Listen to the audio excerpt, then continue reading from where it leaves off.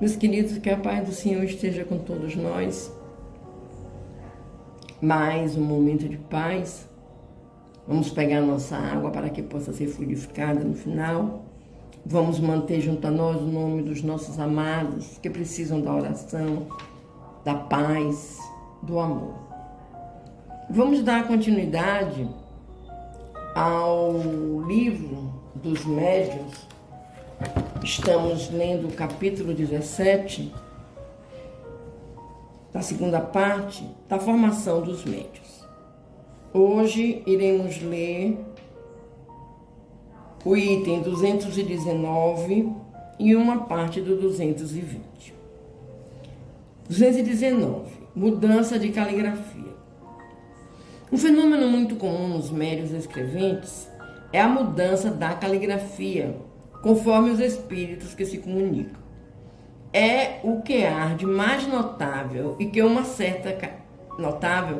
uma certa caligrafia se reproduz constantemente com determinado espírito, sendo às vezes idêntica à que este tinha em vida. Veremos mais tarde as consequências que daí se podem tirar, com relação à identidade dos espíritos. A mudança da caligrafia só se dá com os médiuns mecânicos ou semimecânicos, porque neles é involuntário o movimento da mão e dirigido unicamente pelo espírito. O mesmo já não sucede com os médiuns puramente intuitivos, visto que neste caso o espírito apenas atua sobre o pensamento, sendo a mão dirigida, como nas circunstâncias ordinárias, pela vontade do médium. Mas a uniformidade da caligrafia, mesmo em se tratando de um médium mecânico, nada absolutamente prova contra a sua faculdade, porquanto a variação da forma da escrita não é condição absoluta na manifestação dos espíritos. Deriva de uma aptidão especial de que nem sempre são dotados os médiuns, ainda os mais mecânicos, aos que a possuem, damos a denominação de médiuns polígrafos. Nós vimos aqui, meus amores, que muitas vezes nas psicografias, os médiuns que as leem, que as entregam, fazem sempre questão de mostrar a assinatura do espírito. E as famílias ficam encantadas, porque realmente é a assinatura daquele ente querido. Isso só se consegue se o médium for um médium mecânico, que são denominados de médiuns polígrafos. Porque o médium intuitivo, ele escreve pela intuição do espírito, mas não atua com a caligrafia daquele espírito. É importante que nós saibamos disso. Vamos iniciar o item 220, perda e suspensão da mediunidade. É um item com muitas questões e muitas respostas que nos são dadas pelos espíritos. Perda e suspensão da mediunidade. A faculdade mediúnica está sujeita a intermitências e a suspensões temporárias, quer para as manifestações físicas, quer para a escrita. Damos a seguir as respostas que obtivemos dos espíritos e algumas perguntas feitas sobre este ponto. Primeira pergunta: podem os médiuns perder a faculdade que possuem? Isso frequentemente acontece, qualquer que seja o gênero da faculdade, mas também muitas vezes apenas se verifica uma interrupção passageira, que cessa com a causa que a produziu. 2. Estará no esgotamento do fluido a causa da perda da mediunidade? Seja qual for a faculdade que o médium possua, ele nada pode sem o concurso simpático dos espíritos. Quando nada mais obtém, nem sempre é porque lhe falta a faculdade. E isso não é raro se dar, porque os espíritos não mais querem ou podem servir-se dele. 3. Que é o que pode causar o abandono de um médium por parte dos espíritos. O que mais influi para que assim procedam os bons espíritos é o uso que o médium faz da sua faculdade.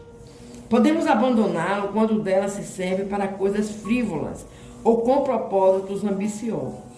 Quando se nega a transmitir as nossas palavras ou os fatos por nós produzidos aos encarnados, que para ele apelam ou que têm necessidade de ver para se convencerem, este dom de Deus não é concedido ao médium para seu deleite, e ainda menos para a satisfação de suas ambições, mas para o fim da melhora espiritual e para dar a conhecer aos homens a verdade.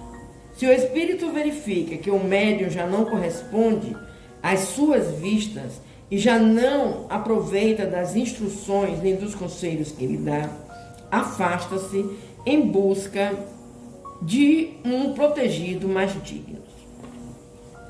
Meus queridos, nós vamos prestar atenção nessas questões e respostas, porque como vimos aqui logo de início, um médium pode ter a sua mediunidade suspensa. Muitas vezes nós encontramos na internet médiuns que prometem psicografias, mas você tem que pagar um tanto de dinheiro, porque eles gastam papel, caneta, lápis e etc.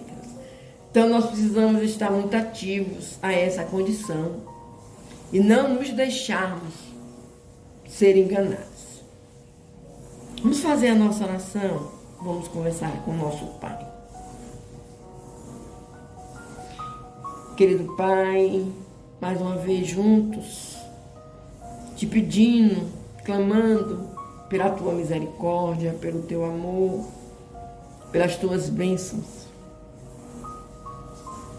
Faz com que, Pai, estejamos sempre a serviço da espiritualidade, no campo da mediunidade, com uma destreza, com uma certeza, com uma vontade, com o coração. Porque os espíritos que se manifestam através dos médiuns, eles o fazem por confiança.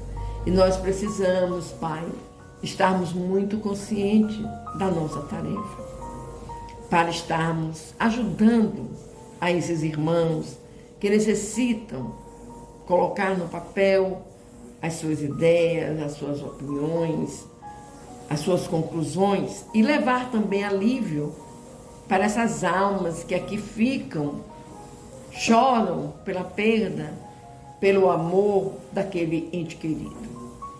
Então, Pai, que nós tenhamos consciência do nosso trabalho, da nossa participação na evolução espiritual.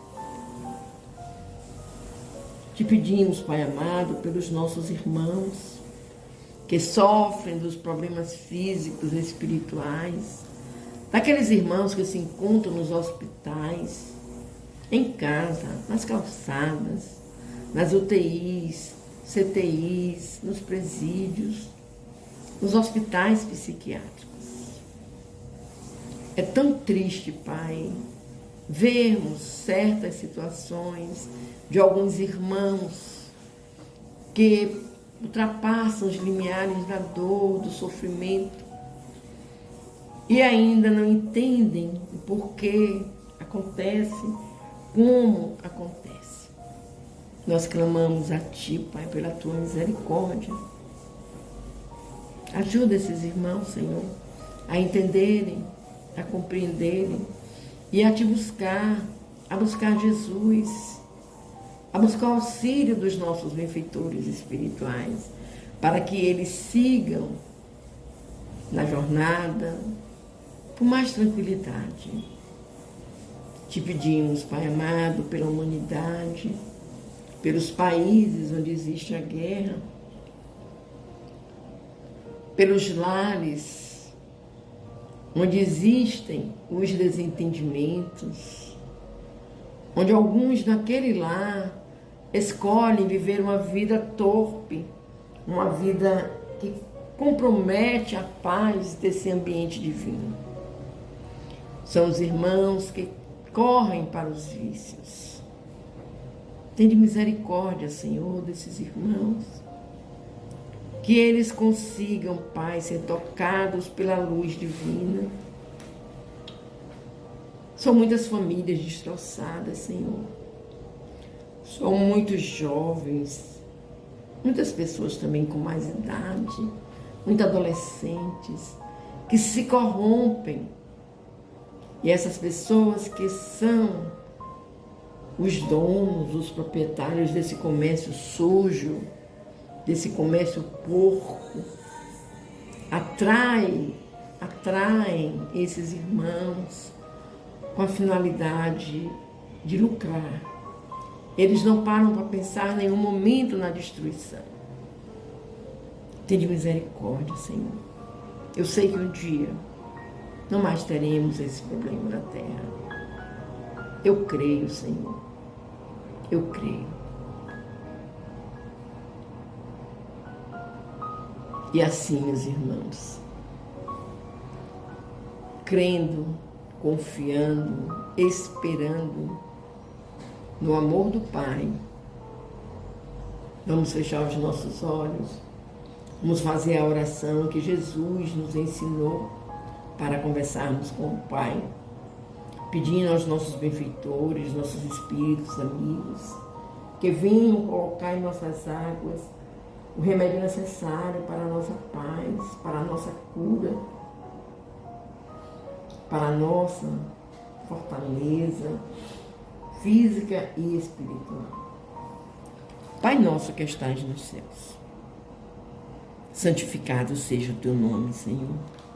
Venha a nós o teu reino, seja feita a tua vontade, assim na terra como nos céus.